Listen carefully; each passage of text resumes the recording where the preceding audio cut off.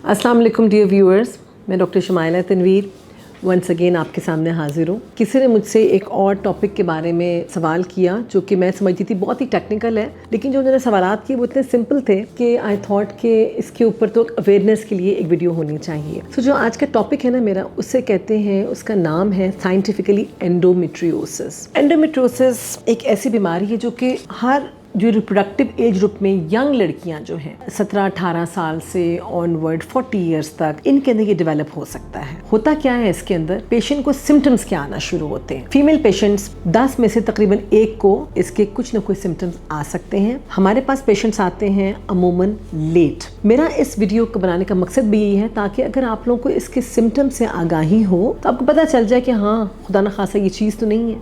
अच्छा, अब होता क्या है, पेशेंट को सीवियर पीरियड्स का पेन, नंबर 1। नंबर 2, आपको माहवारी के दिनों में ब्लोटिंग वाली फीलिंग होना, पेट का अफरापन हो जाना। नंबर 3, हस्बैंड से मिलने के बाद, सेक्स के बाद बहुत ज़्यादा पेन हो जाना। नंबर 4, प्रेगनेंसी का मुश्किल होना, शादी हो गई प्रेगनेंसी नहीं हो रही। और नंबर 5, किसी किसी को गैस्ट्रिक इश्यूज़ हो जाते हैं, पखाना करने में सीवियर पेन, ब्लोटिंग रहना, ये सारे मसले मसाइल होते हैं।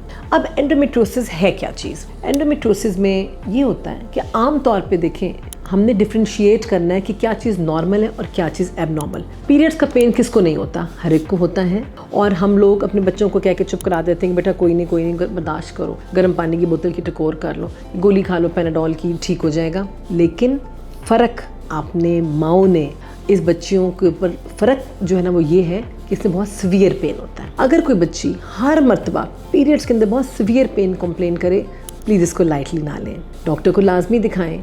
व्हाट हैपन्स कि हर मर्तबा खून जो पीरियड्स का आता है, माहवारी का जो खून आता है नीचे से तो आएगा ही होगा, लेकिन ट्यूबों के ज़रिए वो बैक प्रेशर से पेट के अंदर ब्लीडिंग शुरू हो जाती है। अब ये ब्लीडिंग कहाँ पर होती है और क्यों होती है? क्यों इसलिए होती है कि जो बच्चेदानी के अंदर के सेल्स होते हैं, किसी किसी लोगों में वो वाले सेल्स बैरूनी तौर पे भी पाए जाते हैं, ओवरीज में, ट्यूब्स में, आंतों के इर्द गिर्द, पेट में जिसको पेल्विस कहते हैं, निचला वाला हिस्सा, इसमें भी वो सेल्स पाए जाते हैं जिसकी वजह से ब्लीडिंग नीचे होती है। अब माहवारी यूट्रस से आती है, रहम से आती है, तो वही जो ब्लीडिंग जो रहम के अंदर स्टार्ट होती है, अब चूंकि रहम वाले सेल्स और जगह पे भी पड़े हुए होंगे, वहाँ पे भी खून आना शुरू हो जाएगा। इसके मुख्तलिफ रीजंस होते हैं।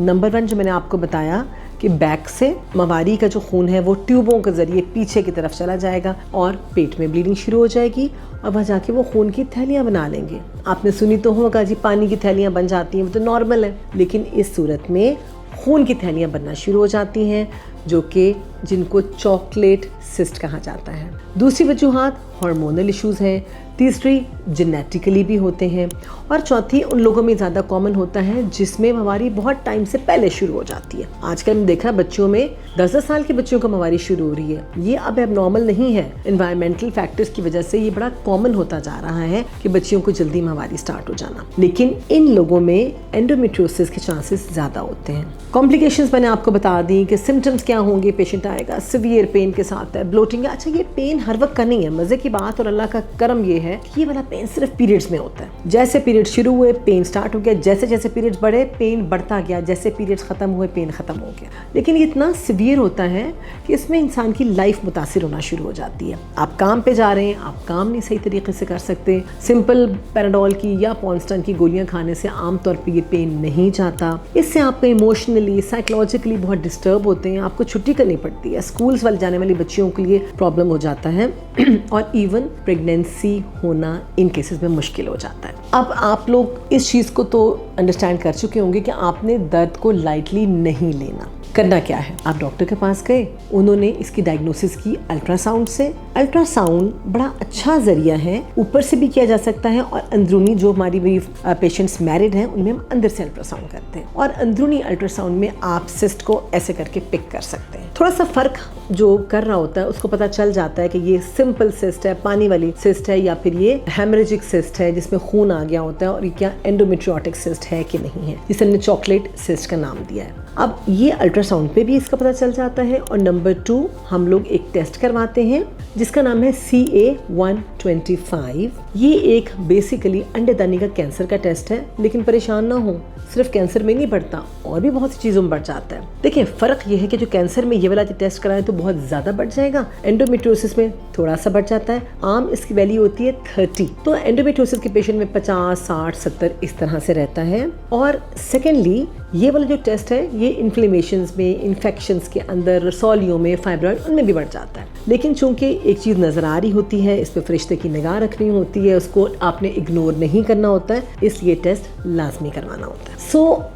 एक तो आपने अल्ट्रासाउंड कर लिया, पेशेंट की हमने हिस्ट्री ले ली अच्छी सी, हिस्ट्री पे आपकी 80% डायग्नोसिस बन चुकी होती है, साथ में ये टेस्ट भी करवा लिया, क्लियर कट पिक्चर आपके सामने है। मजीद डायग्नोसिस के लिए हम लेप्रोस्कोपी कर सकते हैं। लेप्रोस्कोपी उन लोगों के लिए बहुत अच्छी है जो शादीशुदा हैं, जो चाहते हैं कि जी प्रेगनेंसी का पता चल जाए, प्रेगनेंसी क्यों नहीं हो रही। उसमें अगर हम लेप्रोस्कोपी करते हैं, दूरबीन डाल के पेट में देखते हैं, तो ये सिस्ट सामने नजर आ जाती है, साथ में ट्यूब्स भी टेस्ट हो जाती हैं, और अगर सिस्ट ऐसी जगह पे जहाँ से निकाली जा सके तो वहाँ से हम सिस्ट को निकाल भी देते हैं। इसके अलावा MRI पेल्विस कराया जा सकता है, और MRI से भी आपकी डायग्नोसिस हो जाती है। अब हम आते हैं ट्रीटमेंट पे।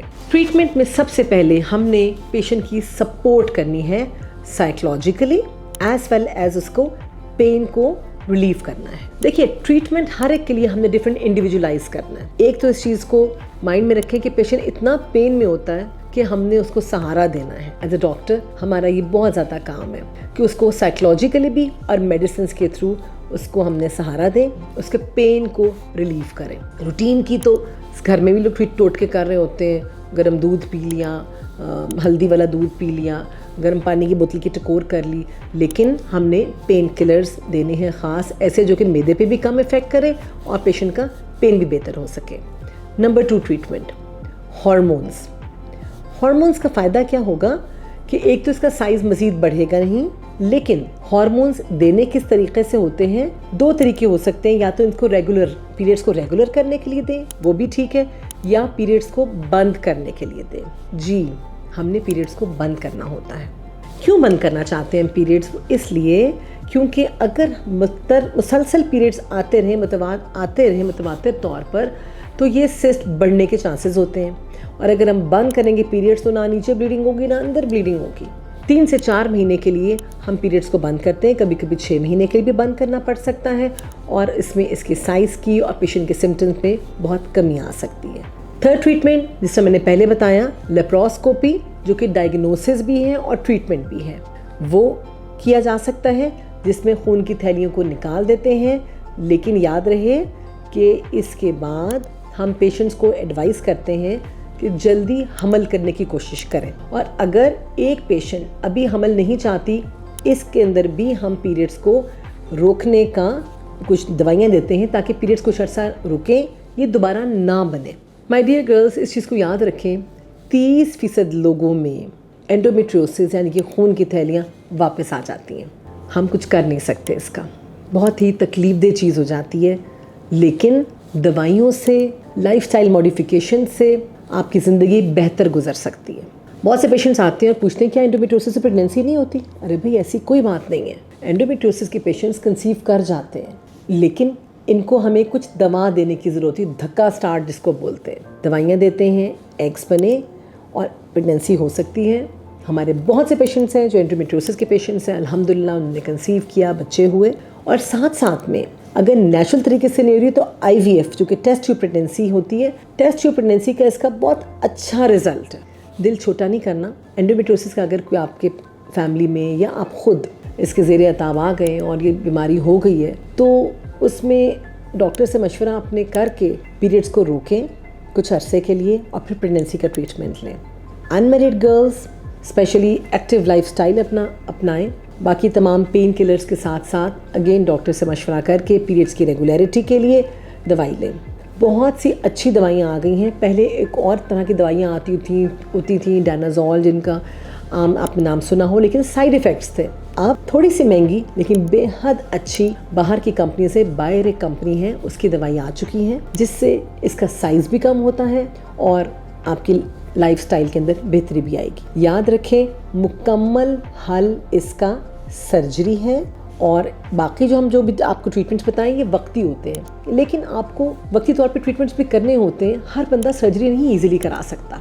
इन दी एंड मेरी जो पेशेंट्स जिनकी फैमिली कंप्लीट हो चुकी है और एंडोमेट्रियोसिस मुड़ के वापस आता है, बेहतरीन हल है हिस्टेरेक्टमी।